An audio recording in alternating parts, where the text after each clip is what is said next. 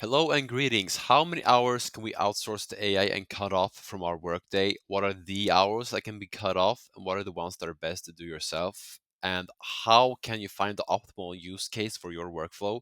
In this video, we will dive into that and I will answer those questions to the best of my ability.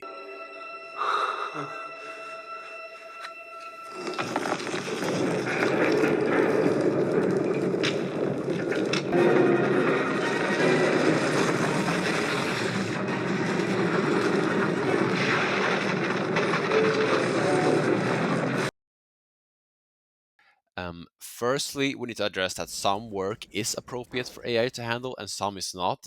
Appropriate work would be, for example, reviewing text for grammatical errors, summarizing meetings, or classifying images. But on the flip side, there is work that I would think again about outsourcing to AI. For example, writing comments on LinkedIn posts, cough cough, or nurturing relationships with customers and collaborators. Now that that has been established, we need to talk about the two different types of jobs and tasks that exist and where does AI thrive within those. The two different jobs are the manager and the provider jobs. Manager jobs are jobs that are a reaction to business arriving to the company. For example, jobs such as customer service or payroll. For AI automation to be worth investing in the manager jobs, a minimum volume of work would have to be met to justify solving it if we're speaking financially. But then there are the provider jobs, and these jobs are kind of endless jobs that the more can be done, the better it would be for the company. Some example of provider jobs are sales, lead generation, and customer personalization. Typically, the provider jobs will have more use cases that are viable for automation since there's no condition or certain circumstance where it will emerge as a possibility. They will always just be there waiting to be improved further.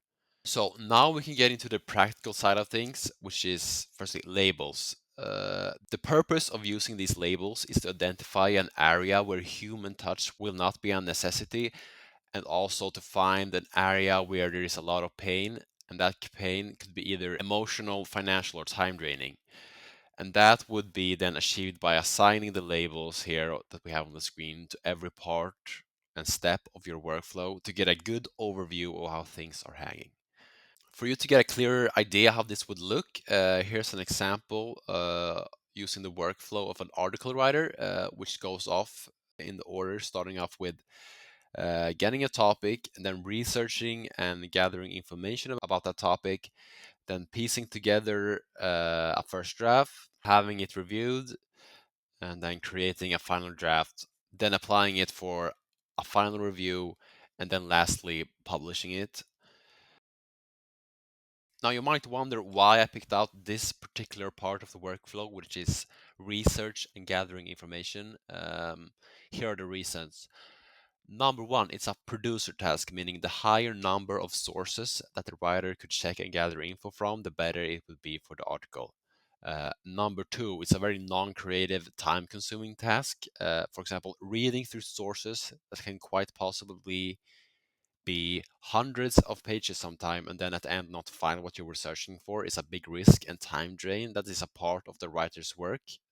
Number three, it's a low cost, high result, low hanging fruit that is quite easy to fix because this is a use case right up the large language model alley that could be developed and solved in under a week for a single developer. But then there is also always the cheaper option, but not as good, of just simply prompting ChatGPT with something like, "You're an expert research assistant who will help me with scoping out the relevant and appropriate parts of the research paper that I will send to you," etc., etc. Then, lastly, but perhaps most importantly, I would like to mention and address an area that is important to take into consideration, which is financial viability. To figure out the financial viability of solving your problem, you firstly have to find answers to these five questions. Number one, how much time does this task take to perform? Number two, how much does that time cost? Number three, how much does doing the task tax your emotions and energy? Number four, how much better or worse can the AI perform the task contra doing it yourself? Number five, how much does it cost to develop the solution? Uh, After you're finished answering those questions, you just need to set up this equation and then answer it. So now that you have done that and you have pinpointed your use case and the value of your solution is established, what remains is only executing on solving the problem. I do encourage trying to solve it yourself to the best of your ability at first, but if expert help is needed in either developing the solution, identifying the best use case, or maybe even learning how to solve it yourself, I would humbly recommend reaching out to me at aistrategy.se if you would be interested in having a talk. Thank you so much for listening and following along. If you would have any feedback, I would love to hear it. And until next time.